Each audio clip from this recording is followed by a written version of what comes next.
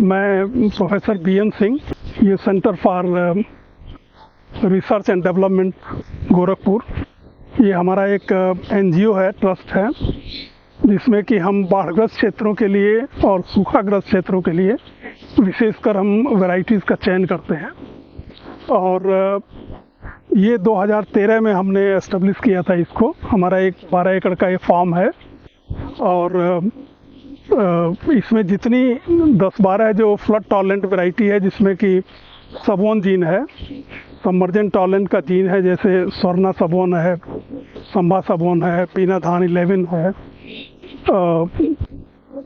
CR1009 सबोन है, PR11 सबोन है, रंजीत सबोन है।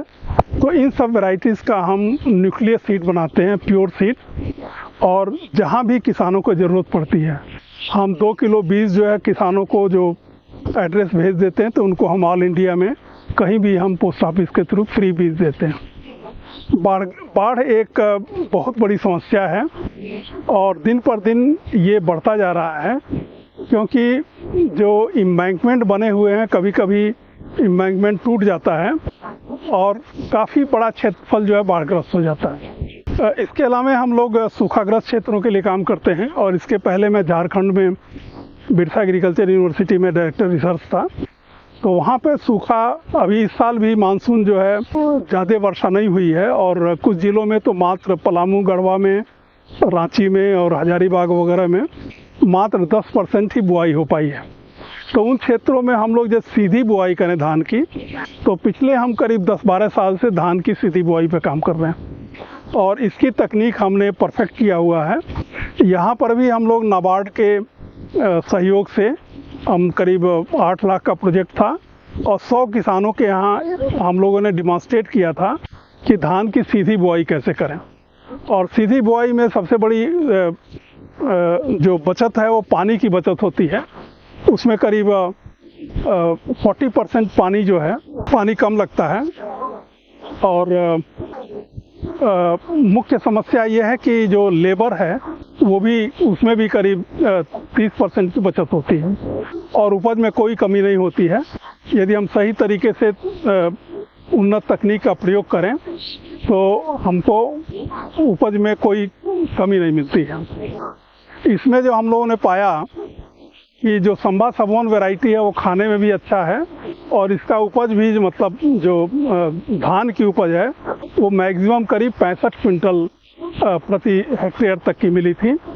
तो जो कि जो उपज हमको रोपाई वाले धान में मिलती है, वही उपज हमको सीधी बुआई में मिलती है। तो उस तकनीक में इधर हम लोग कई सारे किसानों के यहाँ उसका डिमॉन्स्ट्रेशन कर रहे हैं। और उसमें जो सबसे बड़ी मुख्य बात है कि गर्मी में गेहूं कटने के बाद यदि हम मोल्ड बोर्ड प्लाऊ से एक जुताई कर दें, जिससे कि जो हमारा प्लाऊ लेयर है, जो कि धान की खेती करने से एक प्लाऊ लेयर बन जाता है, वो ब्रेक कर जाता है, और जो वर्षा का जल होता है वो ज़मीन में अंदर जाता है, और जब कभी सूखा पड़ता है तो वो पानी पौधे की जड़ों को मिलता रहता है। तो ये इसमें हम लोगों ने बहुत ही मतलब कि अच्छी सफलता पाई है कि यदि हम गर्मी की जुताई करें, वो भी मोल्ड बोर्ड प्लाऊ से, तो हमारा जो रेन वाटर हार्वेस्टिंग है वो होता है, और हमारे फसल को जो है सूखे से बहुत ही कम प्रभाव पड़ता है।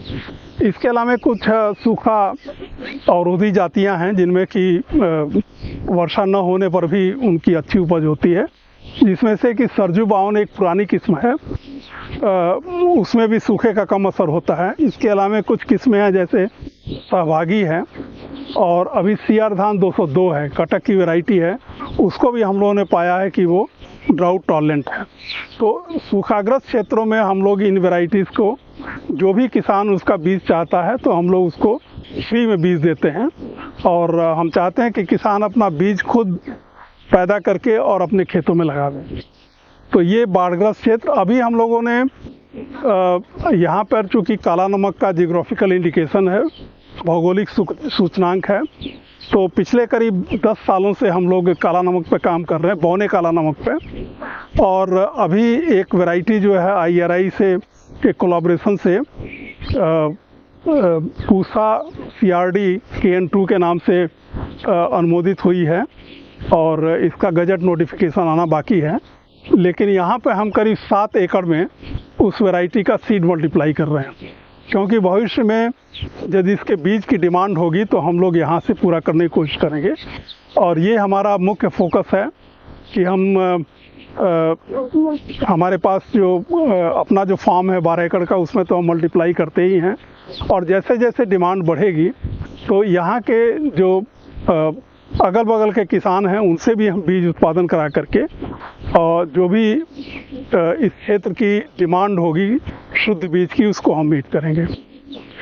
सबसे बड़ी खासियत है इस काला नमक में, अभी हम लोगों ने इसको national institute of nutrition Hyderabad से इसका ग्लाइसेमिक इंडेक्स निकलवाया था, और इसका ग्लाइसेमिक इंडेक्स जो है करीब 55 है, जो कि संभा मसूरी जो 60 है उससे भी कम है।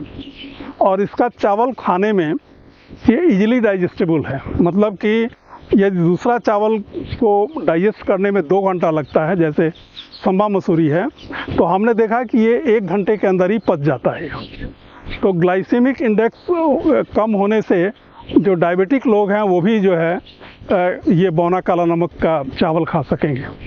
और हम लोग की कोशिश है कि इस 11 ज़िलों में इसको पैदा करके और फिर हम लोग पूरे विश्व में जो है इसका प्रचार प्रसार करें। तो हमारा जो केंद्र है ये उसका शुद्ध बीज जो है इंडिविजुअल पैनकिल से हेड रो से प्रोड्यूस करते हैं हम लोग, और अभी हम इसमें जीनोटाइपिंग भी कर रहे हैं। जो इरी का हैदराबाद में ऑफिस है उनके साथ हम लोग कोलैबोरेट करके, और जिससे कि हम लोग अच्छी जो ब्रीड की जो रिकॉम्बिनेंट्स हैं उसको सेलेक्ट कर सकें। और अभी हम लोग इसको जीनोटाइपिंग करेंगे प्लांट्स को सेलेक्ट करके, और फिर उसके द्वारा हम जानेंगे कि उसमें क्या क्या कैरेक्टर है, जैसे कि BLV रेजिस्टेंस है, ब्लास्ट रेजिस्टेंस है, एरोमा का जीन है, और भी जो उसमें ब्लास्ट रेजिस्टेंस है। ये सारे हम लोग जीनोटाइपिंग करके उनके कोलैबोरेशन से इरी का जो हैदराबाद में ऑफिस है उससे कोलैबोरेट करके हम लोग कोशिश कर रहे हैं। तो ये एक सेंटर ऑफ जो एक्सीलेंस है कहिए कि काला नमक के बारे में, वो हम डेवलप कर रहे हैं। और हमारे यहाँ विद्यार्थियों को भी ट्रेनिंग दी जाती है। पहले जो पोस्ट BRD PG कॉलेज था देवरिया में, उनके विद्यार्थी यहाँ आते थे और MSc के थीसिस के लिए रिसर्च करते थे। अभी हमने गोरखपुर यूनिवर्सिटी में जो फैकल्टी ऑफ एग्रीकल्चर है वहाँ से कोलैबोरेट करना शुरू किया है, और उनके विद्यार्थी यहाँ आकर के रिसर्च करते हैं। फिर हम लोग विद्यार्थियों को ट्रेनिंग भी देते हैं। हम गेहूं पर भी अनुसंधान करते हैं जो कि सीमिट हार्वेस्ट प्लस C8 के प्रोग्राम के तहत है, और उसमें भी हम लोग हाई जिंक वाली वैरायटी सेलेक्ट किए हैं, जिसमें कि CRD गेहूं 1, CRD गेहूं 2, और इसके अलावा हम लोग 2 और वैरायटी सेलेक्ट किए हैं, CRD गेहूं 3 और 4, जो कि करनाल बंट के लिए रजिस्टेंस है। तो रबी के सीजन में हम लोग गेहूं पर भी रिसर्च करते हैं। ये हमारा मटेरियल जो है C8 हार्वेस्ट प्लस प्रोग्राम के तहत आता है। यहाँ पे फोलियर ब्लाइट की समस्या है और करनाल बंट की है। तो फोलियर ब्लाइट तो हम लोग जो भी वैरायटी सेलेक्ट करते हैं वो फोलियर ब्लाइट के लिए रेजिस्टेंट होती है। और एक जो नॉर्मल सोइंग है जैसे कि नवंबर के महीने में, उसके लिए हम लोग वैरायटी सेलेक्ट करते हैं, और एक लेट सोइंग के लिए, क्योंकि जो काला नमक है वो करीब 15 नवंबर के करीब कटेगा, और जब लेट से बुआई करेंगे दिसंबर के महीने में, तो उसके लिए हम लोग दूसरी वैरायटी सेलेक्ट करते हैं। तो नॉर्मल सोइंग के लिए और लेट सोइंग के लिए हम लोग अलग अलग वैरायटी सेलेक्ट करते हैं। तो ये हमारे अनुसंधान के और हमारा मुख्य जो है इसमें कार्यक्रम है कि हम जो न्यूक्लियस सीड है वो हम शुद्ध बीज बनाते हैं। जो भी हम वैरायटी, चाहे वो सबमर्जेंट टॉलरेंट है, चाहे वो ड्राउट टॉलरेंट है, चाहे वो काला नमक है, उसका हम एक एक पैनकिल लेकर के एक एक लाइन में ग्रो करते हैं, और फिर उसमें से हम लोग उसका शुद्ध बीज बनाते हैं। ये हमारा जो ट्रायल है ये इरी के कोलैबोरेशन से है, और इसमें करीब हम 400 लाइन 3-3 लाइन के रो में है, और इसको हम टेस्ट करते हैं कि डायरेक्ट सीडिंग के लिए कौन सी वैरायटी सूटेबल होगी। इसमें हम लोगों ने देखा कि बहुत सारी समस्याएं हैं। मेन समस्या जो है जैसे जिंक डिफिशियंसी है, आयरन डिफिशियंसी है, और हम लोगों ने देखा कि जो स्वर्णा वैरायटी है वो उसका डार्क ग्रीन लीफ है, तो वो जिंक के लिए, आयरन के लिए, इवन वो पी इफिशियंट है।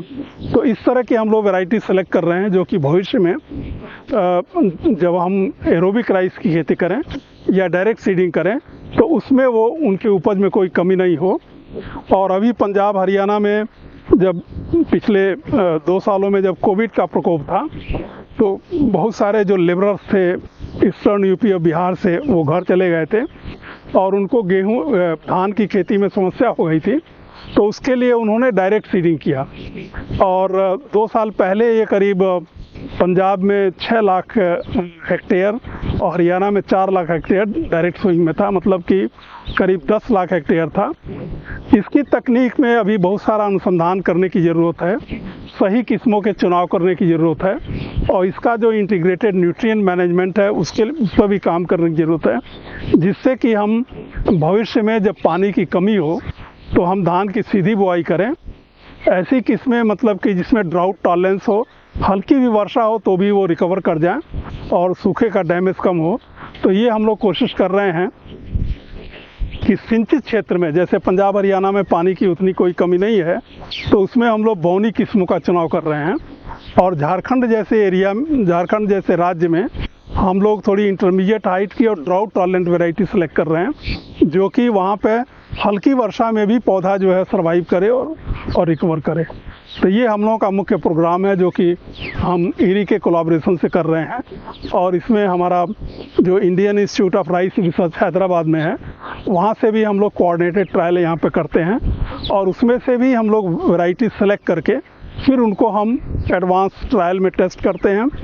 और अब एक मुख्य समस्या हो गई है फॉल्स इस्मत की, जिसको कि हरदा रोग भी कहते हैं। और ये जो हाई यील्डिंग वैरायटी है, चाहे हाइब्रिड है, उसमें ज़्यादा लगता है। तो हम लोग ऐसी वैरायटीज़ का सिलेक्शन कर रहे हैं जिसे हम लोगों ने पाया कि सरजू 52 है, या PR 126 है, 130 है, 131 है।